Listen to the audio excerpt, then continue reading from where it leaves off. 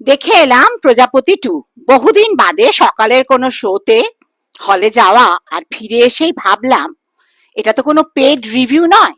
একজন সাধারণ দর্শক হিসেবে একটা বাংলা ছবি দেখে এসে কেমন লাগলো সেই কথাটা তোমাদের সঙ্গে একটুখানি শেয়ার করি।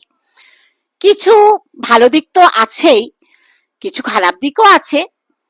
অভিজিৎ সেনের পারিবারিক জনারের ছবি টনিক, প্রজাপতি 1, প্রজাপতি 2, তার মধ্যে আমার তো প্রজাপতি 2 সবচেয়ে ভালো লাগলো। তার অন্যতম কারণ হচ্ছে বাবা মিঠুন চক্রবর্তী, ছেলে দেব, এদের অভিনয়, পারস্পরিক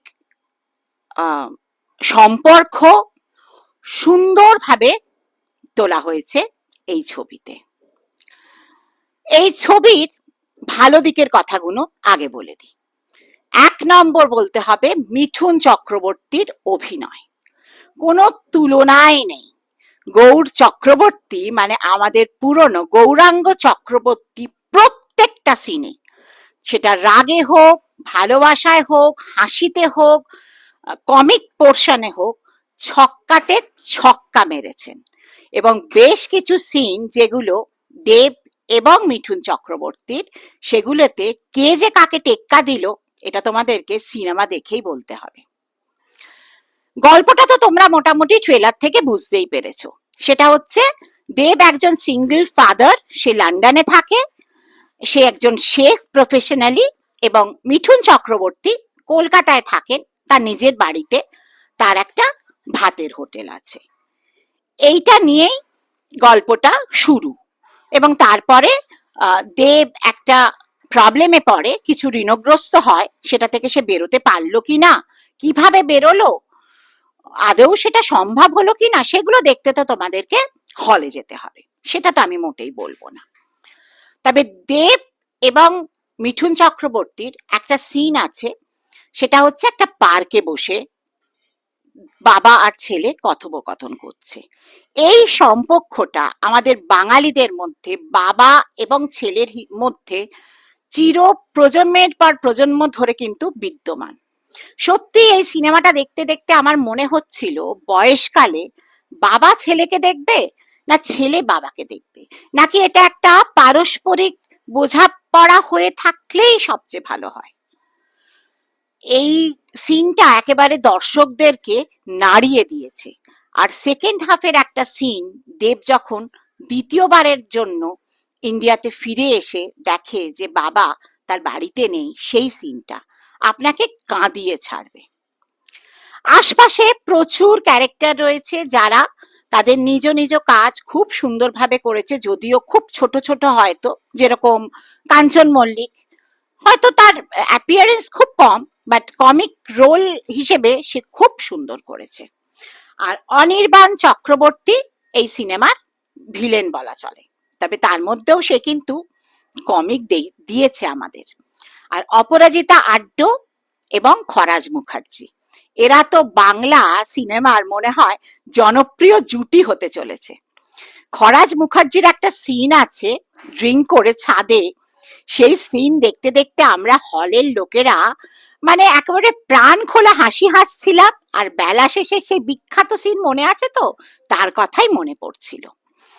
অপরাজিতা আড্ডর অভিনয় যদিও ছোট, কিন্তু সেটা নিয়ে বলার কোনো রকম জায়গা নেই।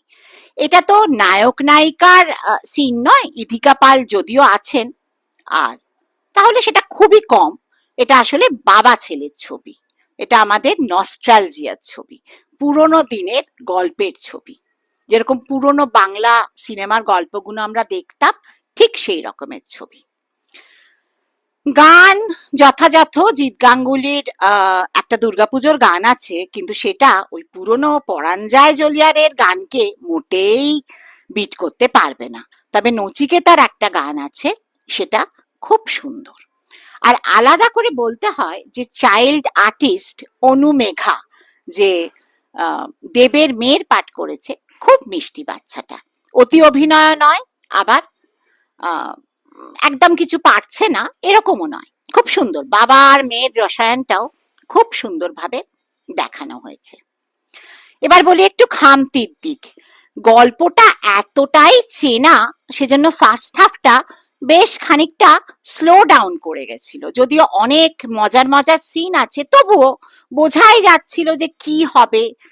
সেকেন্ড হাফে কিছু একটা চমক বা মোড়কের একটা কিছু আসবে, সেটা বুঝতে পারা যাচ্ছিল। তবে এই 2.5 ঘন্টার সিনেমাটা যদি আরো 15 মিনিট এডিট করা যেত, তাহলে হয়তো ভালো লাগতো। আর দৃশ্যায়নটা খুব সুন্দর, কারণ লন্ডনের বিভিন্ন রাস্তাতে, মেট্রোর মধ্যে, বাসের ওপরে শুটিং হয়েছে। কলকাতায় বসে লন্ডনকে দেখতে ভালোই লাগে।